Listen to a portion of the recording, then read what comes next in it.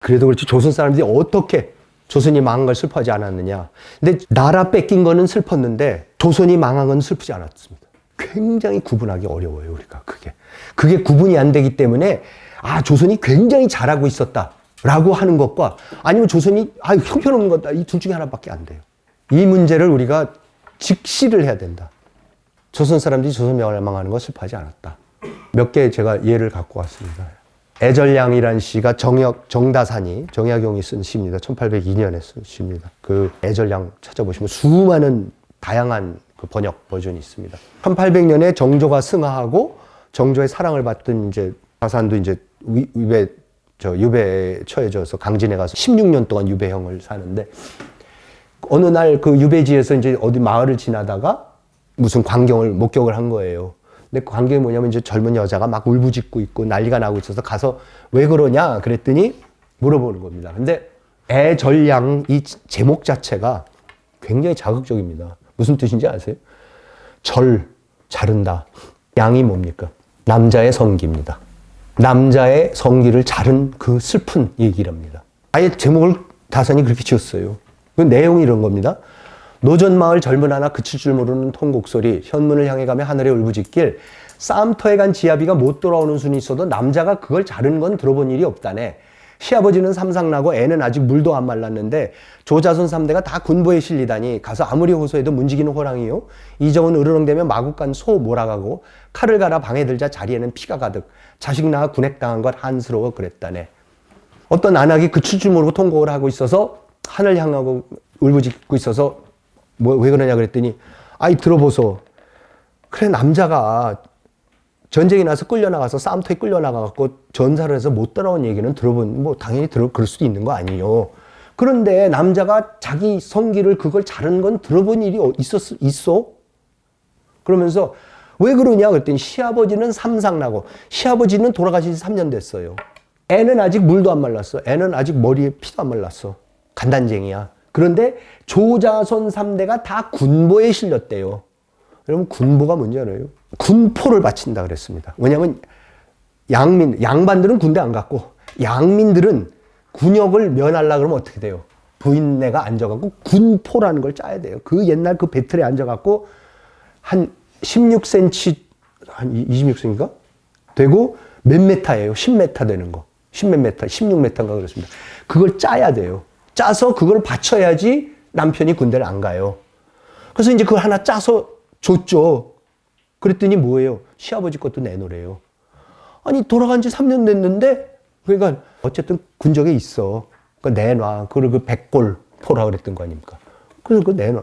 그것도 내놓으라는 거예요. 그리고 그나저나 애 것도 내놔. 아니 애는 지금 갓난쟁이인데 머리 피도 안 말랐는데 뭘 냅니까? 잔소리 하지 말고 내놔. 그래서 그걸 어떻게 냅니까? 그래 못 내? 그래 그럼 소 끌고 갈게. 그러니까 그 일을 당하니까 남자가 어떻게 돼요? 내가 병신같이 애를 낳아서 이 횡액을 당한다 그러면서 칼 들고 방에 들어가서 자기 성기를 잘라버렸다는 거예요. 여러분 이게 조선입니다. 1802년 조선이에요. 이게 무슨 영종조 시대가 대단했었다고 정말로 말도 안 되는. 영종조 본인들이 대단했는지는 모르겠지만 백성들은요 정말 저럴 수가 없이 처참했습니다. 딴 사람도 아니고 다산이 그렇게 썼어요.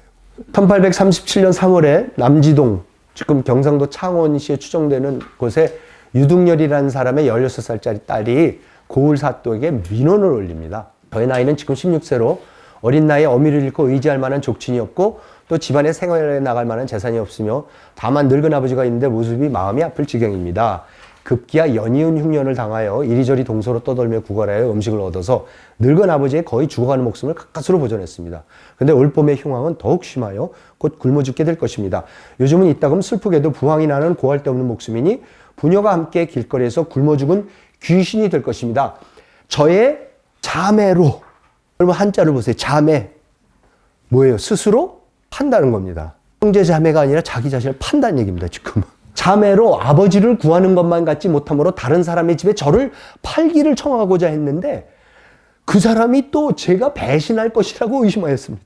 굶어 죽느니 당신한테 나를 노비로 팔 테니까 나랑 우리 아버지 좀 걷어주소 했더니 야, 너 걷어줘갖고 먹여주고 살려주고 나면 나중에 입싹 씻고 모른 척하면 어떡해? 이러더라는 거예요. 그래서 제가 늙은 아버지를 보양할 길이 없어 이에 슬프고 불쌍한 깊은 사정을 사또께 읍소하니 통촉하시는 몸을 팔아 구할하라는 뜻으로 입지를 작성해 주셔서 저의 한 몸이 아버지의 아사를 좌시하지 않도록 적선하는 처분을 내려주시면 뭐예요? 공문서를 띄워달래요. 정부 보고 내가 진짜 자매한다. 나 거짓말 아니야. 정부가 보증을 한다. 그랬더니 사또 대답이 걸작입니다. 들으니 심히 불쌍하다. 구할은 바로 옴독이고 자매 또한 전례가 있으니 얼마든지 있는 일인데 뭘. 그러니까 의심하는 거죠. 하도 그러다가 도망가고 그러니까. 이는 의심하여 염려할 만한 일이 아니다. 이 죄음을 가지고 증빙하는 것이 마땅하다. 그래서 증명서를 띄워줍니다. 그랬더니 자매 확인증이 나옵니다. 이 명문하는 일은 제가 이번에 큰 흉년을 당해 춘궁이 심하여 부모를 살릴 길이 전혀 없으므로 만부득이 저를 전문 13냥으로 쳐서 수대로 받아 부모를 살리고 저를 위 사람에게 법률에 의하여 후소생과 함께 관의 입지에 따라 영영 자매하니 뒤에 친족들이나 자손 중에 만약 잡담하는 잡설이하는 놈이 있으면은 이 문서를 가지고 관에 구하여 변정할 일입니다. 여러분 이게요 너무나 익숙한 얘기입니다.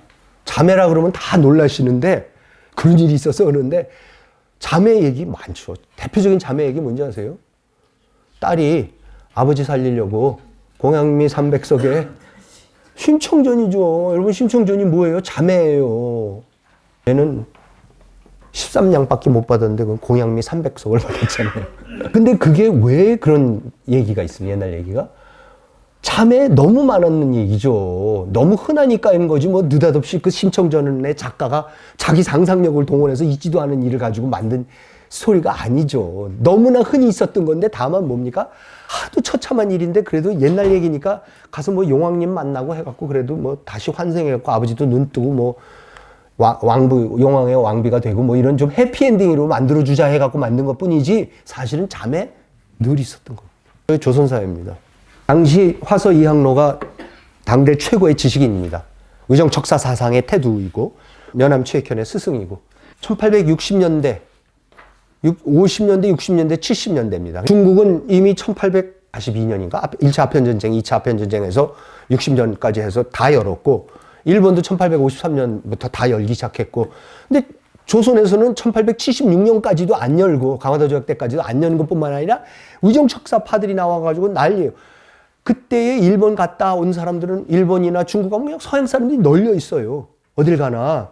그리고 서양에 그렇게 많은 서적들이 들어오고 황허이 같은 사람들도 그렇게 서양 거들 다 공부하고 그랬었는데 아니 근데 왜 그렇게 서양 거를 반대를 했을까? 뭐가 그렇게 의정척사. 그리고 특히 유교의 강점이 뭐냐면 누구나 가리킬 수 있다는 자신감입니다. 유교는 교육입니다. 그러니까 공자가 어디에 경이 이루어지냐 내가 가리키면 되는 거니까. 그런데 가리키면 됐지 왜 서양 사람들 가리킬 생각을 안 하고 다 척결하려고 그랬을까? 화서가 도대체 서양에 대해서 뭐라고 생각했을까 한번 찾아봤습니다. 화서집을. 그때 이렇게 써 있어요. 서양을 천지대세로 말하면 서국의 숙사라는 편기요.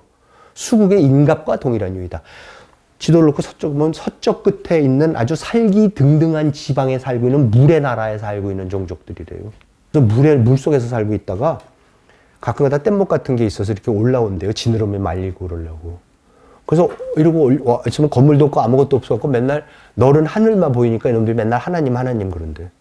이로 인하여 그들의 성품은 생을 가벼워하고 죽음을 즐거워하며 그들의 영은 리를 좋아하고 의리를 얻게 하며 그들의 술은 환영을 기뻐하고 상도를 싫어한다. 북노는 이적인지라 오히려 말할 수나 있지만 서양은 금수인지라 말할 수도 없는 것이다. 요건 이제 우리 동이족 때문에 그래요. 우리도 오랑캐였거든. 우암, 송시열이 동자가 이거를 가지고 오셔갖고 우리가 소중화가 된 거죠. 그 뭐냐면 동이, 서융, 남만, 북적 여기서는 이제 북노, 북적 흉노족 이런 오랑캐들인데 이 오랑캐들은 그래도 중국 옆에서 몇백 년 동안 왔다 갔다 가다가 서당계 3년 풍어를 들었어요. 그래서 이건 가리키면 되긴 하는데 서양 것들은 뭐예요? 이건 아예 금수예요. 인갑, 오페류예요, 오페류.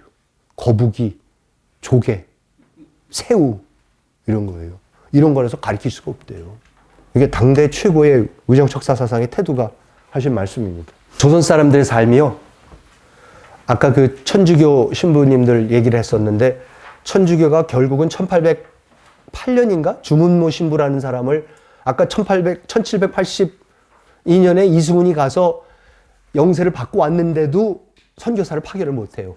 그래서 1806년인가 최초로 중국 신부 주문모 신부가 들어왔다가 곧바로 이제 순교를 하고 그 다음부터는 프랑스 파리에 있는 외방선교회에서 조선 선교를 맡습니다. 그래서 이제 그때부터 대거 보내기 시작합니다. 신부님들을. 그래서 이제 그 중에 대표적인 분이 W 주교로 와 있던 분인데 프랑스의 최고 집안에서 명문 집안에서 다 최고 교육을 받고 그런 분들이 조선에 와요. 몰래 숨어 들어와 갖고 조선의 가장 밑바닥에 있는 사람들한테 숨어서 조선 말을 배우면서 자기네 이 종교를 가리키는 거예요. 구활해주고 병 고쳐주고 정말 놀라운 일. 그러면서 이 양반들이 매일같이 보고서를 썼어요. 그래서 보고서를 써가지고 천주교 신자한테 주면 그 신자가 서해안으로 그걸 가져가 갖고 서해안에서 천주교 신자 어부한테 그걸 건네주면 그거를 천주교 신자 어부가 서해상으로 중간에 가갖고 중국 천주교 신자 어부를 만나갖고 그걸 전해주면은 이 사람이 그거를 마카오나 홍콩으로 가져가서 프랑스로 가져가는 거예요. 그래서 프랑스 외방선교 본부에 그 자료들이 엄청 쌓여 있습니다. 그리고 그 중에 그거를 달레 신부라는 분이 나중에 1880년대인가 90년대 달레 신부라는 분이 조선에는 와본 적이 없는 분인데 그분이 그 자료들을 다 모아가지고 책을 쓴 게 그게 한국 천주교회사라는 세 권으로 된 기가 막힌 책. 너무나 놀라운 책인데 왜 그러냐면요. 그 당시에 조선의 사회상을 알 수 있는 거의 유일한 자료입니다. 1840년대, 50년대, 60년대 조선 내 일반 백성이 어떻게 살았는지는 실록에도 안 나오고 승정원 일기에도 안 나오고 아무 데도 안 나오는데 이 카톨릭 신부님들의 매일 같은 보고서에 나옵니다. 그 중에 하나 W 주교도 1818년에 태어나서 한 1840년대 초에 들어와서 20년 만에 1866년에 순교하죠. 66년에 병인 박해가 일어나는 거죠. 병인 박해 때 순교하는 분입니다.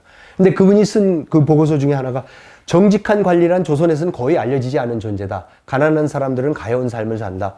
그들은 정기적으로 세금을 내야 할 뿐만 아니라 관리, 밀수꾼, 경찰, 군인 여기에 매년 겨울과 봄이 되면 출마한 도적대에게 돈을 바쳐야 한다. 조선 사람들이 소위 게으르다고 하지만 이는 사유재산권이 불안하기 때문에 나타난 자포자기 현상에 불과하다. 여러분 저는 요즘하고 한국 경제 발전을 설명한다고 하는 분들이 한국 사람들이 워낙 근면성실해서 그랬다고 뭐 손재주가 좋았다고 아니죠. 세상에 무슨 이렇게 게으르고 사기만 치고 이렇게 거짓말 잘하는 사람들이 있냐고 외국 사람마다 다 그랬죠. 우리가 경제 발전을 설명하려고 그러면요. 원래 그렇게 착하고 근면성실했으면 옛날에 경제 발전했어야죠. 무슨 일이 벌어져 갖고 그렇게 게으르고 하루 사기만 치고 못돼 처먹고 그랬던 사람들이 바뀌냐는 거죠. 이렇게 근면하고 이렇게 성실하고 우리 때 옛날에도 우리 코리아 타임이라 그러면 코리아 타임이 뭐였어요? 시간 안 지키는 거였어요. 요즘에 코리아 타임이라는 거 애들 알아듣지도 못하는 것 같아요. 얼마 전에 어디 가서 얘기를 했더니 그러더라고요. 우리나라 사람들은 그래도 어디 물건 놓고 가면은 아무도 안 가져가는 이 특이한 우리나라 사람들의 이 착한 근성을 어디서 생겨? 우리 때는 잘할 때 보면 맨날 야 덴마크에 가면 거기는 이런 거 지갑 놓고 가도 안 훔쳐가는데 우리나라는 그만 좀 훔쳐가자라고 맨날 캠페인 했었거든요. 어떻게 민족성이 중요한 게 아니라 민족성은 아무런 설명할 수 있는 요인이 안 됩니다. 왜 그렇게 바뀌었냐를 설명을 해야 되는 거죠. 근데 이분은 너무 정확해요. 애절량 같은 일을 당하는데 아무리 열심히 일해봐갖고 군포 하나를 만들어갖고 했는데 엉뚱한 소리 와갖고 애들 거 돌아간 시아버지까지 내라 그러고 아니면 다 뺏어 가는데 누가 일을 합니까? 미쳤지. 절대 일을 안 하죠. 그럼 어떡합니까? 그러면 사기를 쳐야죠. 도둑질하고. 그게 그냥 자연스러운 일이죠. 민족성 같은 거 전혀 없습니다. 어떤 체제를 만들어주고 어떤 시스템을 만들어주냐에 따라서 사람들이 확확 바뀝니다. 이건 신부님이 이러세요. 프랑스 신부님이 이 얘기를 사유재산권이 안 돼 있다고. 무슨 미국의 자유시장주의자 카네기가 한 얘기도 아니고 프랑스 신부님이 오셔서 사유재산권이 안 돼 있으니까 이렇다고 그러죠.